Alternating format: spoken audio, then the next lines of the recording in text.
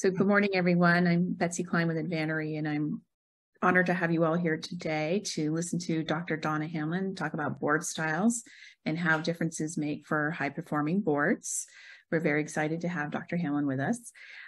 This session is intended to be interactive, so if you have a question, please feel free to raise your hand or put it in the chat. And Donna will be talking about various things, specifically about different styles and how they can impact your board. So again, meant to be interactive. Please join in the conversation. And now I turn it over to you, Donna. Thank you. Thank you. We are looking at the way that boards perform as part of our job. So I'm going to share a number of things with you, and feel free to jump in if you have a question in the middle, because it's a small group relative to some of the others. So we've got some time to be interactive. And just by way of a bit of history, why the heck do we care what our boards are looking like or how they're performing? It's a question that I ask because nobody looked at any of these things 30 years ago. Boards were just a powerhouse. They did their jobs and nobody second-guessed anything. But when you started looking at what happened with the financial crisis of 2008, there was such an urgent need for people to look at who to blame for the problems that were going on that everybody started looking at what are we doing and what are we doing well. Now, to understand that, it's not the same across the globe. There are different philosophies about governance depending on where you are in the world. And there were 5 philosophies that we discovered about our beliefs about governance. One is checks and balances are going to take care of it. We distribute the power and then nobody can abuse it. Another is behaviors. If we have really good ethics, everybody's following the moral rules, everybody has high integrity, behavior will solve the problems. The third was the market will keep us in line. The pressure of the market will tell us what we have to do and we will accommodate. Another is rules and processes. If everybody has the rules clear and we follow them, we're going to be just fine. And then the last is the market ordering, which is what happened with the banks. The whole system of the industry had to improve. The overhaul of the banks included not only regulatory changes at the government level, but within the banking industry itself. So the governance profile before the financial crisis, when the governments and the economists were studying, was an emphasis on checks and balances and market discipline. And then, of course, with everything that erupted with the banks, everybody started changing and they started putting an emphasis on behavior and market ordering and rules that people would follow. Now, change is a good thing, but really what it was an experiment around the globe. All companies were starting to look at, well, what we were doing wasn't working so well, so let's invent some new ways. And people started looking at the structure of the board, how we set the accountabilities, what processes need to be changed, maybe the talent is the wrong group. Are we doing things effectively and efficiently? And is our leadership doing what it should do? Now, it's fair to do experiments, but you don't know what the answers are for success unless you look at the impact of that over time. Experiments are great, but do they really carry forward? Which is a 3 to 5 to 7 year trend that you have to watch. What we do, of course, is study what factors are making a difference. And I'm going to go through this list. And if you have a piece of paper, maybe those of you that are on boards right now could do a little score on how well you think your board is doing on these as you go forward. The first is frequency of the times that you're meeting. If you're a low impact board, you're probably meeting 10 to 19 days. Now, if you go to medium, it's 19 or a little more. And the high boards of today around the globe is 40 days worth of contributed time. So you might score for how well you think you're doing in that.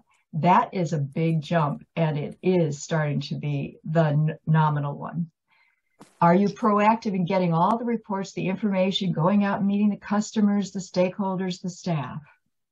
If you're really engaged enough to know what the business is really doing. Accountability. Is the board fully involved? All members highly engaged? Are there evaluations of the board annually? Are people doing their homework? Are they preparing? That full responsibility to stay acute all the time. Deep knowledge? Do the board members have exposure to the industry and the business itself, as opposed to some boards which have a great charismatic property on the board, but they don't know a thing about what's really going on? Is there a clear delineation between what the board is responsible for versus the management? And is that written so that it's very clear and everybody knows? Are the committees and the delegation of the work clear? And today that's even more important because there's a lot of change in what the board composition and the committee structures are. They are growing from what used to be 3 to up to 9 different committees today. So understanding that the nature of the work that goes into those 9 has to be reframed. Is the role of the board in strategy clear?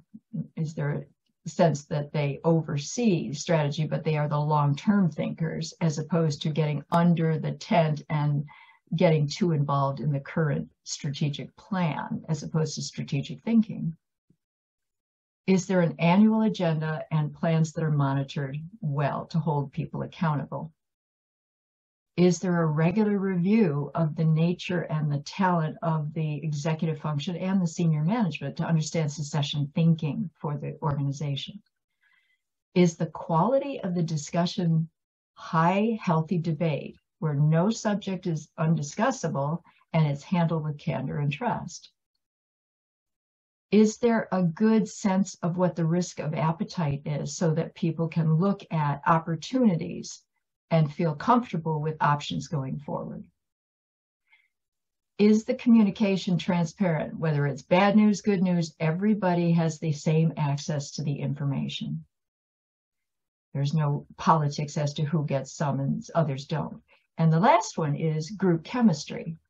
Are the dynamics of the culture of the board healthy so that you can have that open dissent that's built in a construct where people are respectful, they trust each other, there's candor, there's good give and take, there are intelligent questions, and a lot of diversity of thought. Now, if you're scoring yourself and you see some of those that might need some attention, that's what should be discussed as part of your board evaluations going forward. But the important thing is, of all that 16 that I just went through, the number one factor that across 38 countries that we have studied it with is the last one, which is the group dynamics, the chemistry of the group. If you have an effective group dynamic where people respect each other, they trust, they can deal with the candor, you will have a consistently higher performing board. Now, there were some other factors, and you may hear about this all the time, if people, these ones that don't correlate in any way. There's been a lot of studies and discussion about the age of the members. We should get younger people in and get the other older people out. That turns out to be not true. In fact, the other is true. Having more senior people on who have the history contribute higher value. The size of the team doesn't correlate. The capacity, all of these factors are not. The one that does is that when the group gets together, it works well together. Which made us take a look at that more seriously, because we also got a nudge from Europe, which is pushing a lot of this agenda far faster than the United States. When 2 companies contacted us and said, we now have a requirement to submit as part of our proxy filings evidence that we are evaluating the functionality of the group dynamics in our board. And we have no idea what to do. And we thought, well, that's interesting, because we were researching at the time diversity of thought as one of the high correlated variables for success in ideation and in debate and the decisions that are made by boards. And we thought, all right, let's take a look at this whole idea of diversity of thought as part of group dynamics. Does it make a difference? And so we created a profiler that looks at this, and Hartmut's gone through it. He now understands a little bit more about his diversity of thought relative to others in the group here. We can chat about that in a bit. But the important thing here is that, do we really understand what diversity of thought means versus the typical stuff that we think about when we say diversity, which is more around men versus women or cultural diversity? We can agree that we don't always think alike. For example, if I were to say you were all parents and you had two twin children at 4 years old, and at Christmas time you gave them a xylophone, and you're now sleeping in on a Sunday morning, or trying to, and they are outside your bedroom door and they are fighting over the xylophone. They're fighting. You want to get some sleep. How would you solve that problem? Jason, what would you do? That's an interesting question. I've never been a parent. Well, imagine you were. What would you do? I think the easy answer would be to buy them all each the same resource. Okay, at 6 a.m. All right. Hartmut, what would you do? As an autocratic parent, I would just take the xylophone away. Sure. No, that solves part of the problem, but not the other, right? The kids will be unhappy, and that's another issue. Then they'll probably start crying. That's right. Betsy, what would you do? Me? Yeah. What would you do? I'm sorry, I didn't realize I was participating today. Okay, you just go back to sleep. I was moderating and making sure nothing was in the chat. I'm sorry. Yeah. There's so many different ways that we can come at a problem like that. Some would say, all right, you have to take turns, kids, or we take this away, you go outside and play instead. There's many different ways we come at problems, is the point here. And when we look at the studies related to diversity of thought, most of the research is saying that when you create an understanding of a mix of the orientation to the way we solve problems, that the strength of decision-making goes up. There's better check and balance on the debate of ideas, the possibilities, and the best ideas float to the top, which increases the amount of creativity and innovation that we create. But you do have to have a grace of handling the difference of thought in a polite and inclusive way. Now, just by way of example of that proving itself, Tom Petty is a glassblower artist, a very famous one. And there is a group, Corning Glass, in the United States that makes a lot of glass products. And their R&D team had gotten to a stage where they just couldn't come up with more product ideas. They were just flat out topped up. And someone had suggested, you should go meet Tom Petty. He's really interesting and he understands glass. And he blows form inside of form inside of form with glass. And you can see these two examples where he creates beautiful art. And the scientist there said, well, that's impossible. He's doing it, but it's impossible. So after a little bit of chiding, they did invite him in, and he showed them his way of relating to the glass and it as a mode of art.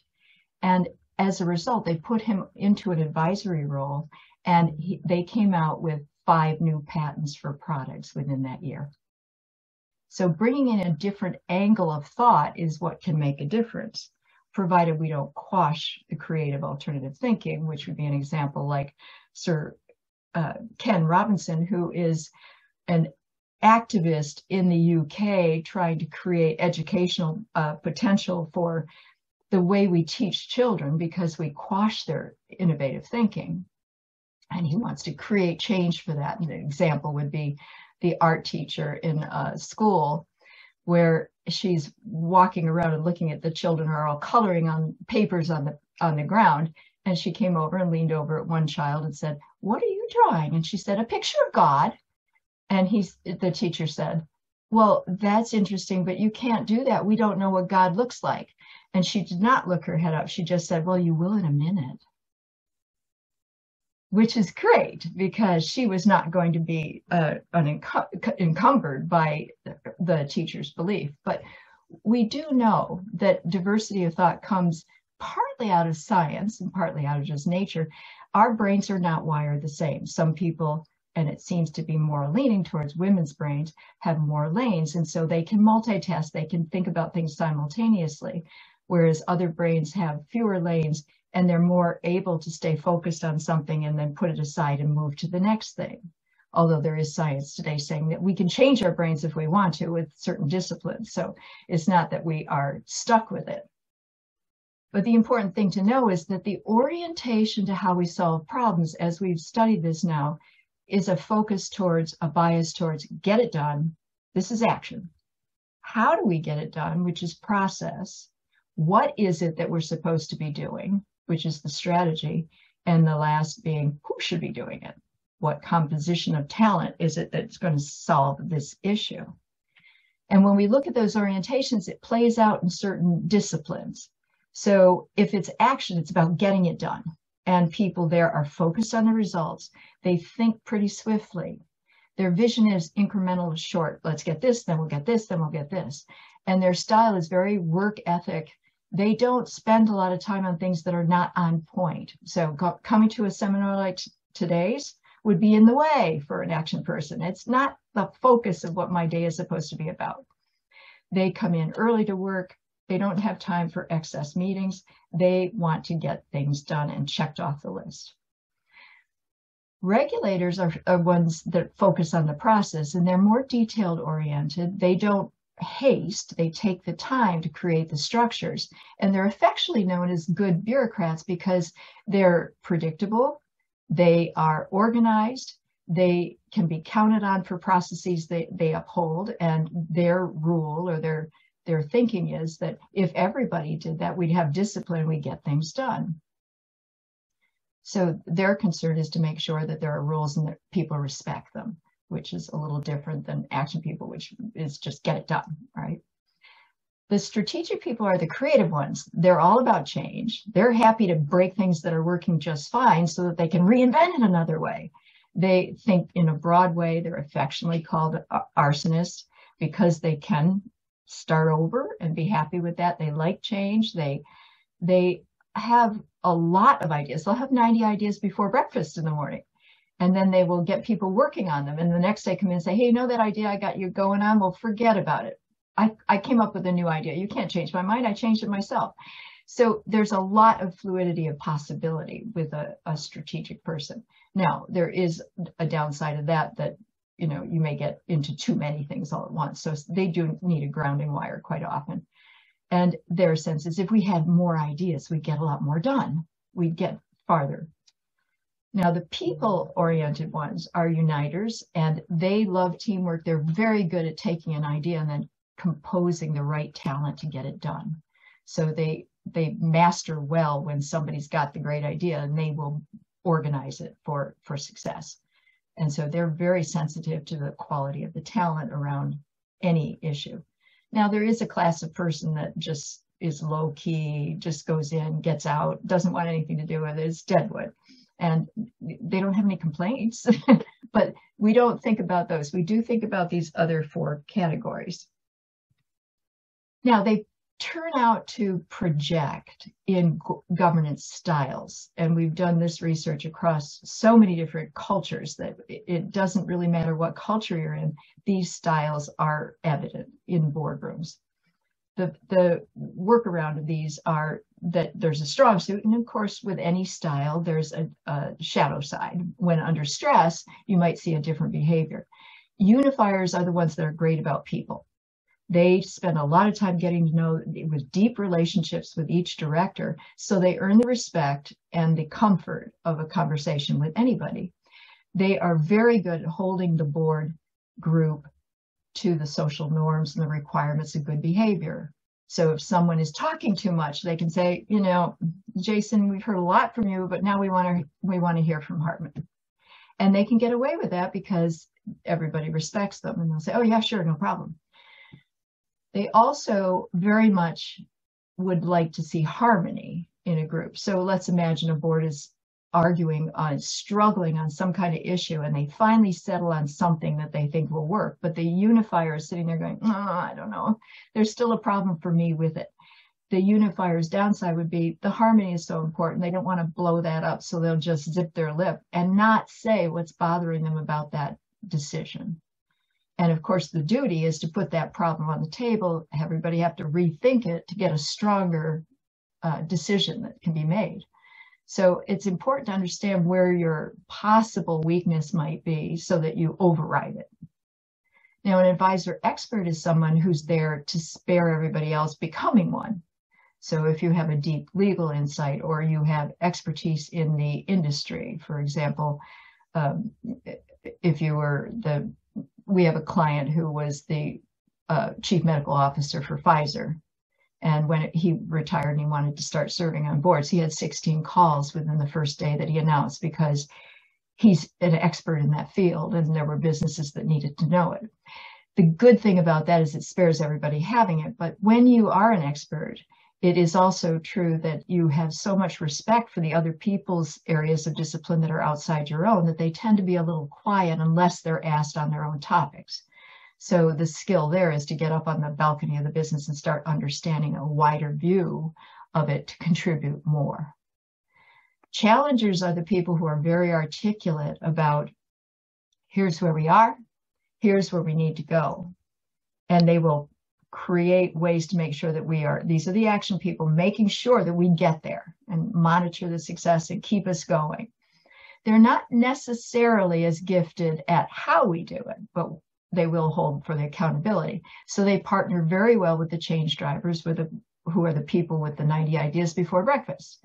Because if the challenger says, this is where we have to go, the change driver will say, great, here's 6 ways.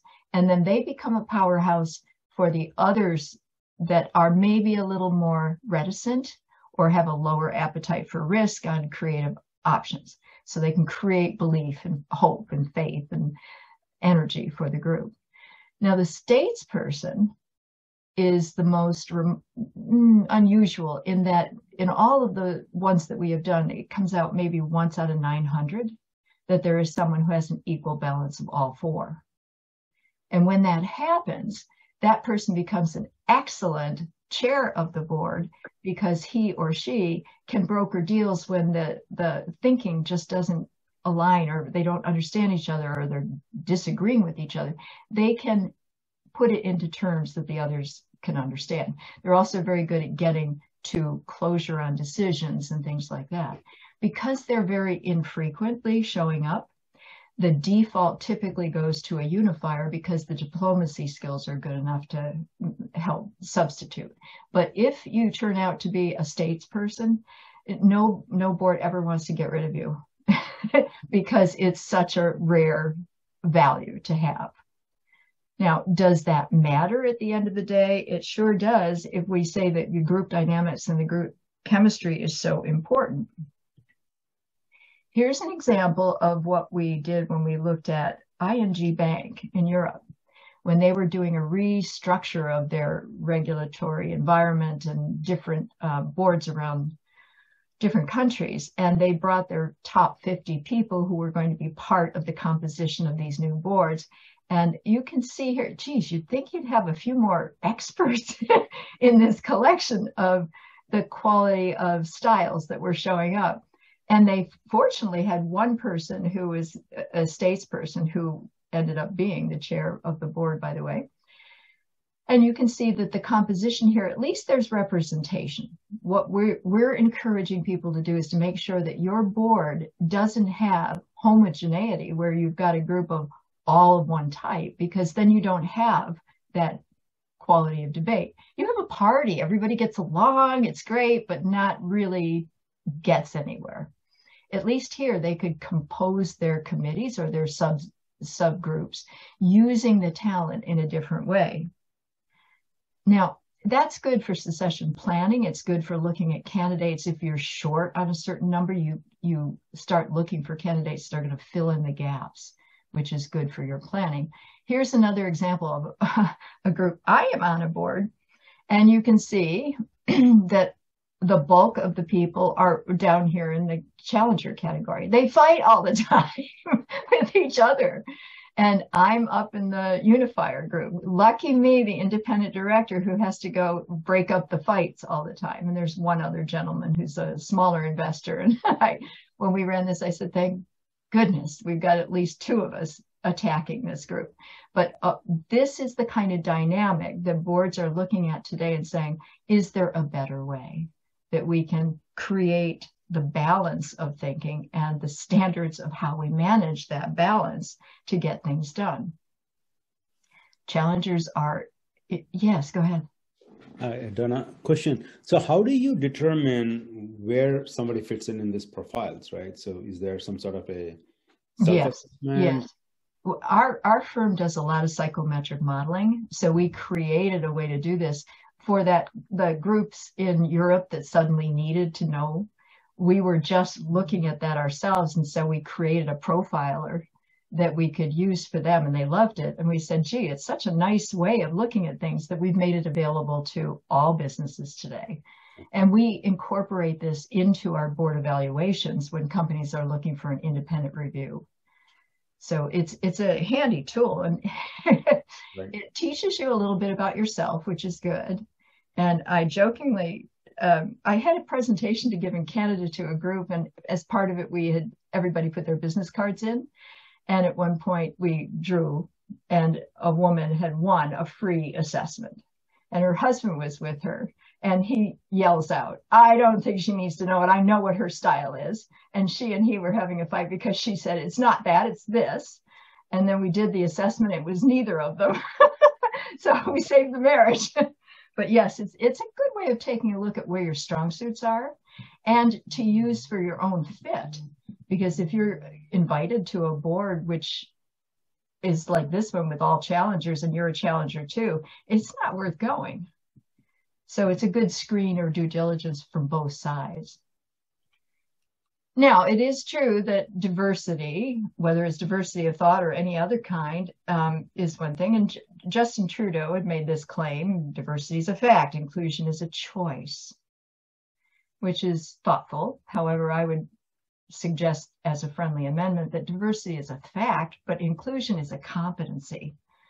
We don't naturally handle inclusion because we're not ordered that way. We have trust issues about strange things, and we have to earn our way through.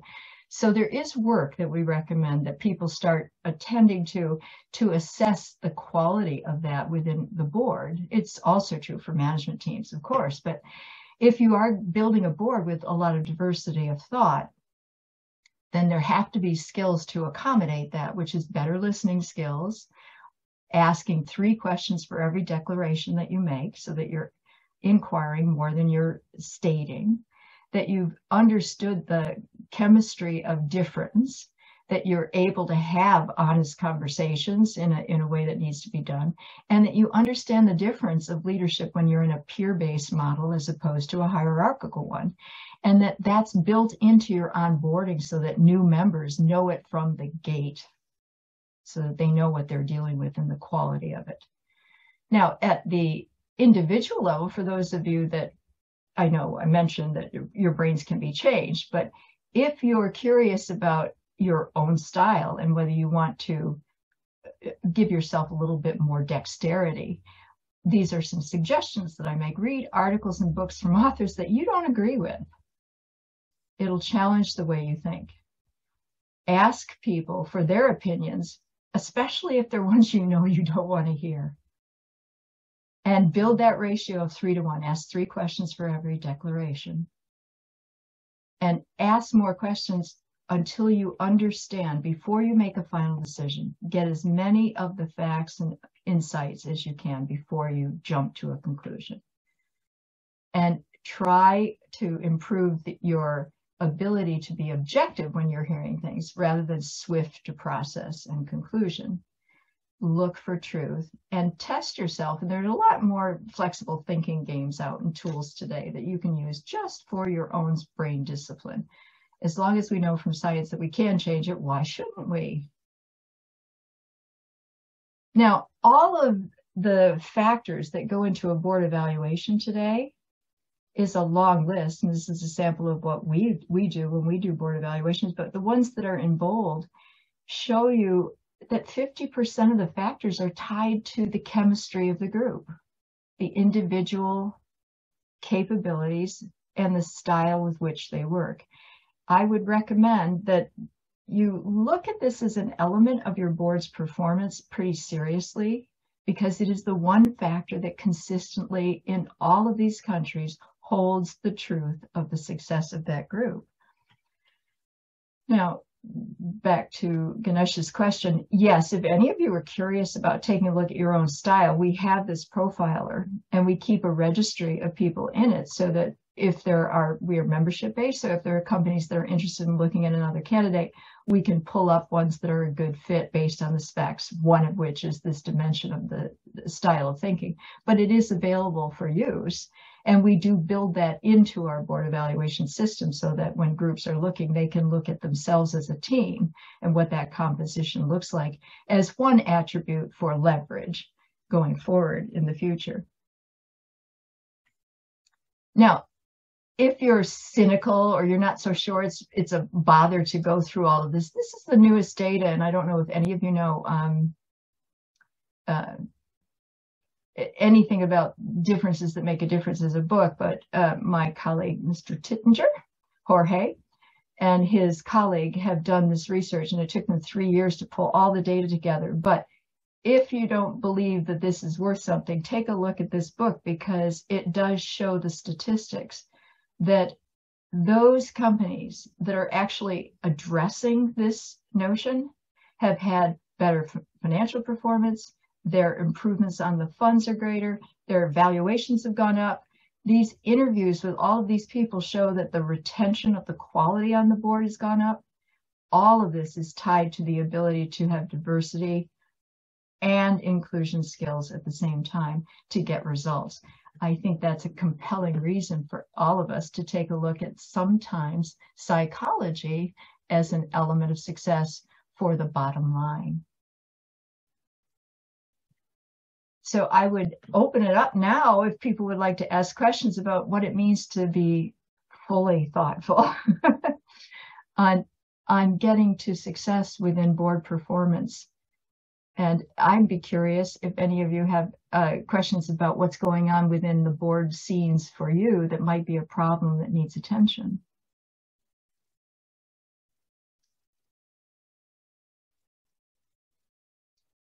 How many of you are actually in board dynamics right now? Are you speaking exclusively of corporate boards, Donna? No, it could be any board. Okay.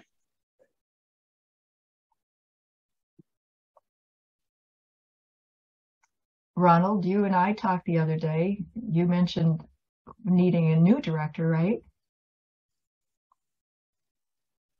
Yes, I did. And I think for me, the issue is getting the company in the right position before I can go ahead and start pivoting directors off. Right. So I have to wait till we get a couple of deals in place. Mm-hmm. I have those conversations. Yeah, setting the framework is really important because that will inform what you really need for intelligence around the table. So that's the first step.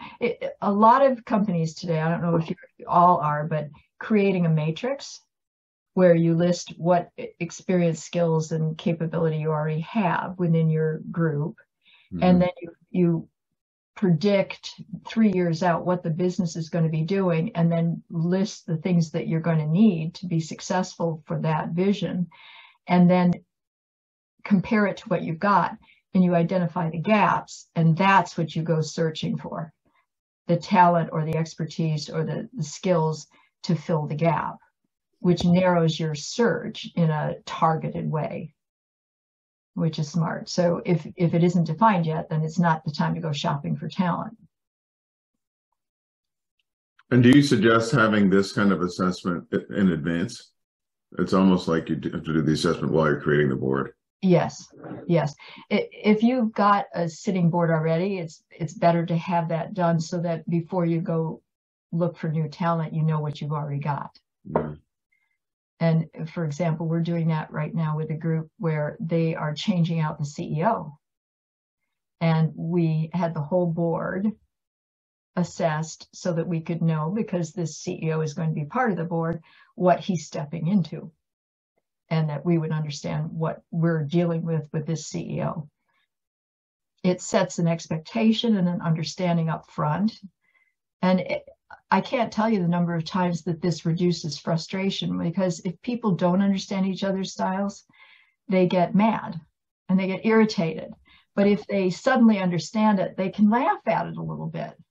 You know, if somebody's being in their style too much, they can say, okay, you're just doing it again. Can you chill out a little bit? And then it's forgiven, or it's amusement, or it's tolerance. People just become more humanly favorable with each other, which reduces the tensions that you sometimes otherwise see. I have a client and a colleague who says that boards bring out the best and the worst of us because there's so much emotionally tied factors with this. And it is true. You will see surprising behavior. I sat in on a board meeting in Malaysia.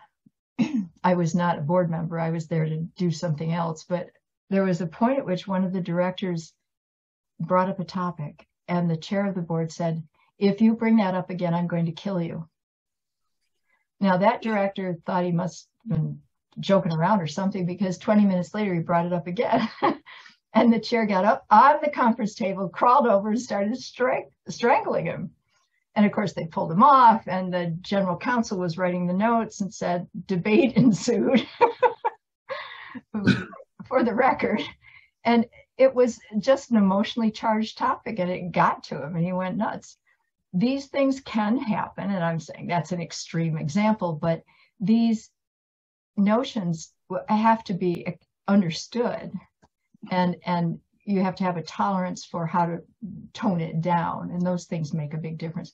We do a lot of placement of people on boards as part of what we offer to our members, and we look at these pretty seriously for fit. And the number one question when candidates are asking about a possibility is, what's the maturity and the quality of the group's dynamics? Is it going to be a group I'll be proud to be working with? That's number one. And then the second is this something I care about as an industry? In that order, that's the query we get. So the experienced people know to ask that, because once you're in, it's really hard to get out. And you don't want to step into drama. You want to step into something where you're proud to contribute. So this is becoming more and more a variable of consideration going forward.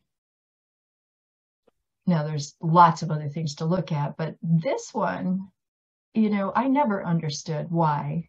In science, we talk about the accountability for getting things done, the revenue. We look at all of the numbers and we say that's the hard stuff. And then there's the soft stuff. That's the people. Why do we say one is hard and one is soft when the stuff over there, the numbers, yeah, that's hard, but people are harder. It should be hard and harder because there's much less predictability with the human factor. So we ought to recognize that and understand that we need to be better skilled at the uncertainties of the human dynamic, because we can influence the numbers a lot easier than we can do people in their moments of predictability and craziness. And so that chemistry changes every time you add another director, because you have to figure out how to fit that person in. And now with the demands for diversity coming less about diversity of thought, but more on culture or ethnicity or, you know, men versus women and things, that has to be adopted in a way that's wholesome. So there's work to do. We're not gifted at that. That's work. That's a discipline that we have to address. Any other thoughts, questions? I have a question, Donna. Mm-hmm. So I understand diversity, and if you have a diverse board, what can go wrong, or why does that not take immediately automatically care of inclusion? So in other words, you have a diverse board, carefully selected. Where is the inclusion missing, or what's the gap so that you also can say, I'm fulfilling inclusion as well? Well, let's just take the example now that boards, depending on the country and depending on the state you're in the United States, have to take X number of women in. Doing it because you must doesn't make you an inclusive person. It makes you compliant. And if you don't enjoy having that diversity, then you're going to be disruptive or irritated and doing harumph all the time. I'm on a board right now with a gentleman who is the chair of the board, and he hates this whole DEI stuff, hates it, and tells us all so that we can know that he's irritated. And we listen, and then we smile, and we say, okay, but we're going to do this well, aren't we? And just soften him up, because he really is honest in saying that. But, oh my God. So inclusion is not a natural state. It's something we have to work on to accept that people are different and it's okay, and find the soft ways of diplomacy to work with it. I get it. Okay, so it's not just the compliance issue, but actually emotionally and actively including, different opinions and different whatever, everything else, right? We're not necessarily wired to accept that other people come at problems a different way than we do. If you get to the stage where you love that, then you get curious and then you enjoy it. But that is a journey. I mean, if you just take a personal example, I have the way I solve problems, and my partner thinks totally differently than me. And I had to go an hour south of where my offices are to go meet a client. And then I had an obligation in San Francisco, which was a long drive back in the prime time of traffic. And he and I were to meet our client at this big event. And I didn't want to let him down, but I called at 5 and said, I'm not going to make it. The traffic is so bad. And my solution was to my colleague, drive in and save me, just cover for me. Now, he's an introvert. He's going to meet people he doesn't know. He's shy. And he said, where are you? And I explained, and he said, all right. Now he's on the phone talking to me. Drive to this station of the BART. You're only 10 minutes away from it. Ride the BART. I will pick you up and we will make it in time. We'll go get your car later. And I was so fastidious about just wanting to cover that I didn't think about all the elements. He did. And of course, it took a little time to get my car afterwards, but he solved the whole problem. And I have so much respect for people that can think about things differently than me, because sometimes I'm too focused on one strategy of solution where his is more holistic. I've gotten to a point now where I take the problem and bring it home for dinner, and I don't say what my answer is. I just put it on the table and I listen. I go, darn, why didn't I think of that? So if you get to a point where you're enjoying as opposed to just focused on your own solution, you're going to get better outcomes. And that's a practice. It's not a natural state, it's a practice. I mean, we have a certain core in how we think. And there are lots of questions about, can you change that? But it's work. And most of us are lazy. It's easier to put people around us who are different than it is to change ourselves. And there's nothing bad about putting choices around you. Although, disciplining your own thought is a good practice too. I worked with the CEO of a company, and I walked into his office, and on his library shelf, his bookshelf, he had all these books on topics that were completely anti what he was about. And I said, Charles, what is this all about? And he said, why would I read what I already believe? This makes me a better person. And I thought, that's really smart. How many of us do that? And when we're talking about that at the board level, we have responsibilities much larger than our own lives at stake. So we should take it with that in mind.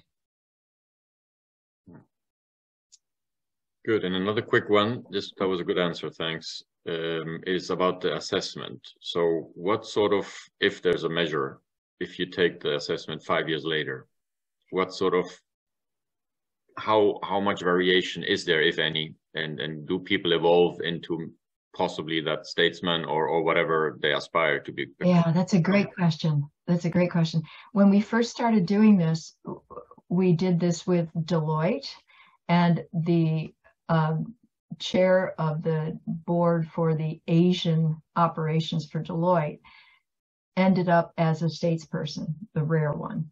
And she was talking with me, Madame Tan, and she said, have I always been that? And it's such a good question because we haven't done this to watch people over time to see if in their 20s they're this and then in their 40s they've changed. Do they evolve or not? I don't know the answer to that. It'd be a great study to do, but we haven't done it. It'd be great to know that we could evolve, but I don't honestly know the answer to that. Okay. It'd be great to do a study and then see if we go from a style of a creative person to a statesperson. That'd be a hell of a journey, but it'd be an interesting one to watch. Mm. What I do know is that we can evolve our technique for handling styles. That we can mature regardless of whatever our style is.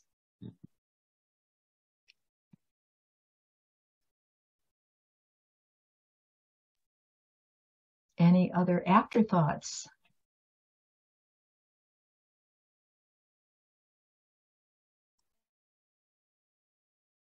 Thank you so much, Donna. It doesn't look like there's any other questions. Yeah, if you sometimes have one of those, oh, I wish I'd asked questions, feel free to give me a call or reach out so that we can chat some more.